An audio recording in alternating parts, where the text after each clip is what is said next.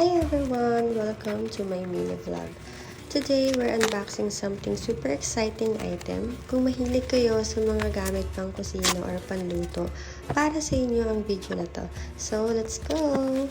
Unahin na muna natin itong plate heat conducting. An advantage nito is for fast heating, temperature control, reduced cooking time, at syempre para hindi madaling madumihan ang ilalim ng ating pan.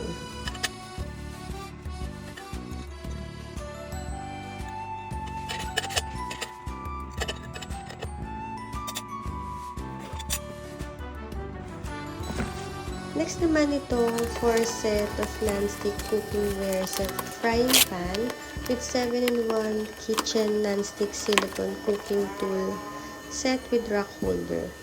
Kaya ako bumili nito guys kasi ang ganda ng review and we have some advantage of using non-stick pan. So first, easy food release, hindi makapit kahit anong lutuin nyo, kahit prito pa yan. And second, healthy cooking kasi less oil required na for cooking. Kung gumagamit kayo ng mantika or butter, kahit konti lang yung gamitin nyo, okay na. Then third naman, easy to clean. Non-stick pans are typically easier to clean. Most can be washed with just warm water and sponge. And lastly, time saving. The ease of food release and quick cleaning can save time during meal preparation and cleanup. So, after natin in-unbox, syempre, we will try to use it. Husband ko nga pala yung magluluto. He prepared the ingredients that we will use to cook for Bopos. Here's the main ingredients. So, we have pork or beef. So, lungs and heart yung part nito, the traditional meat use. Onion, garlic, ginger, chili peppers, vinegar, also salt and pepper, cooking oil.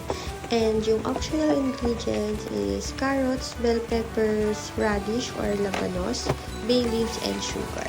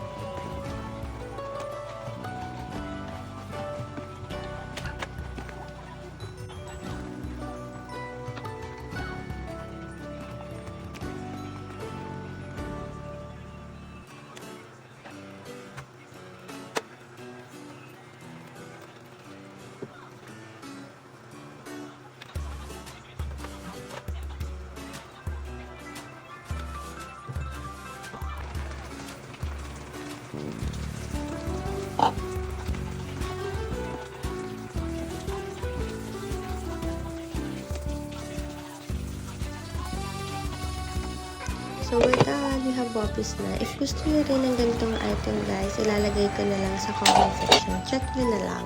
See you in next video. Thank you!